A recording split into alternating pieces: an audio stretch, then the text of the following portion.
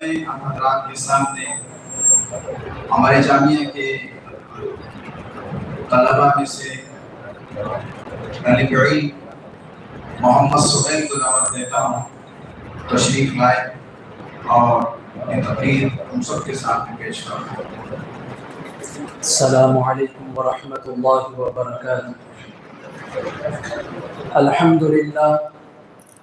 الحمد للہ وکفا وسلام علی عباده الذین اصطفى، اما بعد فاعوذ باللہ من الشیطان الرجیم، بسم اللہ الرحمن الرحیم۔ اقرأ باسم ربک الذی خلق، خلق الانسان من علق، اقرأ وربک الاکرم، صدق اللہ العظیم۔ محترم سامعین اکرام، مہمانان عظام، اساتذہ کرام، اللہ تبارک و تعالی نے انسان کو کچھ قوتیں، قابلیتیں اور صلاحیتیں دے کر ایک متعین مدت اور وقت کے لیے اس دنیا میں بھیجا ہے، اور اس کے ساتھ ہی ساتھ انبیاء علیہم السلام اور وحی کے ذریعے انسان کو یہ بتا دیا ہے کہ اس کے لیے کیا صحیح اور یا کیا غلط ہے۔ جس کی ہم مخلوق ہیں، جس نے ہمیں پیدا کیا، پھر ہم سب کو اسی کی طرف لوٹ کر جانا ہے، اور ہمارے لیے کس قسم کی زندگی کو پسند فرماتا ہے اور کس قسم کی زندگی کو ناپسند فرماتا ہے۔ ان ساری چیزوں کا انتظام کر کے اللہ تبارک و تعالی نے اس دنیا میں ایک متعین مدت اور وقت کے لیے بطور امتحان انسان کو اس دنیا میں بھیجا ہے۔ اللہ تبارک و تعالی اپنے کلام میں فرماتا ہے، الذی خلق الموت والحیات لیبلوکم ایکم احسن عملا وہو العزیز الغفور۔ مومن کی شان یہ ہے کہ وہ اپنے ترجیحات قرآنی احکامات و تعلیمات کے مطابق متعین کرتا ہے۔ انسان کی زندگی میں درست ترجیحات کی تعین کا ایک اہم رول ہوتا ہے۔ جو قوم ناقص حکمت عملی اختیار کرنے کے سبب درست ترجیحات کا تعین نہیں کر پاتی، وہ قوم ناکام اور نامراد ہو جاتی ہے۔ تمام وسائل ترقی مہیا ہونے کے باوجود تنزل اور انحطاط کا شکار بن جاتی ہے، اور اس کے برعکس جو قوم سنجیدگی سے منصوبہ بندی کرتی ہے اور جامع اصلاحات اپناتی ہیں اور درست ترجیحات کا تعین کرتی ہیں، تو ذہنی سکون، قلبی طمانینت، روحانی تسکین اس کا مقدر بن جاتی ہے، اور اس کی معیار زندگی از خود بلند ہو جاتی ہے۔ اس تناظر میں دیکھا جائے تو درست ترجیحات کا تعین کرنا انسان کی زندگی میں ایک دشوار کن مرحلہ ہے، جس کو پورا کرنے میں بعض لوگ کامیاب ہوتے ہیں اور بعض لوگ ناکام۔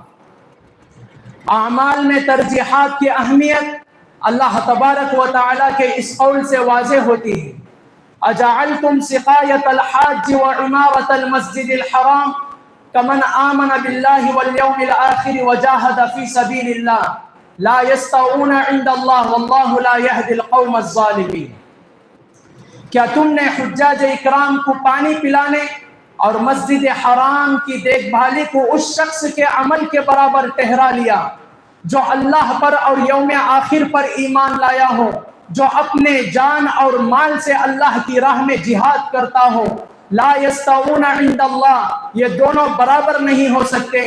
واللہ لا یہدی القوم الظالمین، اور اللہ قوم ظالمین کی رہنمائی نہیں فرماتا۔ اس کا مطلب یہ ہے کہ مجاہدین کے مقابلے میں اور جہاد کرنے والوں کے مقابلے میں مسجد حرام کی در و دیوار کی دیکھ بھال جبکہ ایمان نہ ہو تو اس کی کچھ بھی حیثیت نہیں ہے۔ کفر اور شرک کے ساتھ کوئی بھی عمل قابل قبول اور معتبر نہیں ہے۔ تاریخ اسلام شاہد ہے کہ جب امت مسلمہ قرآن مجید کی روشنی میں اپنے ترجیحات متعین کرنے لگی، مسلم حکمرانی کا دائرہ حجاز مقدس سے نکل کر یورپ تک پہنچ چکا تھا، جو بجا طور پر مسلمانوں کے عروج کا سنہری موقع کہلاتا ہے۔ اور جب امت مسلمہ تعلیمات اسلامی کو بالا طاق رکھ کر اپنی نفسانی خواہشات کے مطابق ترجیحات متعین کرنے لگی، تب سے مسلمانوں کے زوال کا تاریخ دور شروع ہوا جو آج تک مسلسل جاری و ساری ہے۔ مسلمانوں کا انفرادی سطح سے لے کر عالمی سطح تک ہر محاذ پر ناکام ہونا، مخالفین اسلام کے تشدد کے شکار سے ہلاک کر دیا جانا، وطن عزیز ملک ہندوستان میں ہجومی تشدد کے شکار سے ہلاک کر دیا جانا، تعلیمی اور معاشی میدانوں میں پیچھے رہ جانا اور بہترین زندگی گزارنے کے مواقع سے محروم کر دیا جانا اس کی بین دلیل ہے۔ آج ہمارا حال یہ ہے کہ ہمارا سفر پیچھے کی طرف ہے۔ ہم ترقی کے بجائے تنزلی اور محنت کی بجائے عیاشی کو اپنی منزل مقصود بنا لیا ہے۔ آج مسلمانوں میں بڑی تعداد ان لوگوں کی ہے جو تعلیم کی اہمیت سے نابلد ہیں، انہیں قوم کی پسماندگی اور تعلیم سے دوری کا کوئی احساس نہیں۔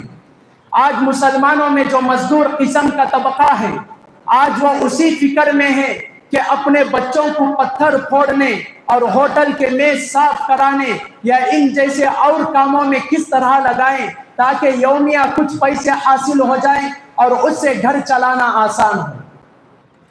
حکومت سروے کے مطابق تعلیم حاصل کرنے والے مسلمانوں کا 59% طبقہ وہ ہے جو 10ویں کلاس پاس ہو کر آگے کی تعلیم کو منقطع کر دیتا ہے، اور 31% طبقہ وہ ہے جو آگے کی تعلیم کے لیے قدم بڑھاتا ہے، لیکن پر ان میں بھی اکثریت ان لوگوں کی ہے تعلیم حاصل کرنے کے باوجود اپنی فیلڈ میں کام نہیں کر پا رہے ہیں، اور 3% سے بھی کم وہ لوگ ہیں جو تعلیم حاصل کرنے کی کوشش کر رہے ہیں۔ تحقیقی میدانوں کو مسلمانوں نے چھوڑ ہی دیا، گویا تعلیم کے تمام میدانوں میں مسلمانوں کی تعداد نہ کے برابر ہے۔ الغرض مسلم معاشرے کی اصلاح و استحکام کے لیے ضروری ہے کہ نہ صرف تعلیم کے ساتھ تربیت دے بلکہ سیاسی، معاشی، معاشرتی، اقتصادی، انفرادی، اجتماعی، اخلاقی و روحانی الغرض جملہ معاملات میں قرآن مجید کے مزاج کے مطابق ترجیحات متعین کرے۔ اگر اب بھی ہم خواب غفلت سے نہ جاگیں تو آنے والے دن مزید ابتر ہو سکتے ہیں۔ اللہ تبارک و تعالیٰ سے دعا کریں کہ اللہ تبارک و تعالیٰ ہمیں صاحب قرآن صلی اللہ علیہ وسلم کے مزاج کے مطابق زندگی گزارنے کی توفیق عطا فرمائے۔ وما علینا الا البلاغ۔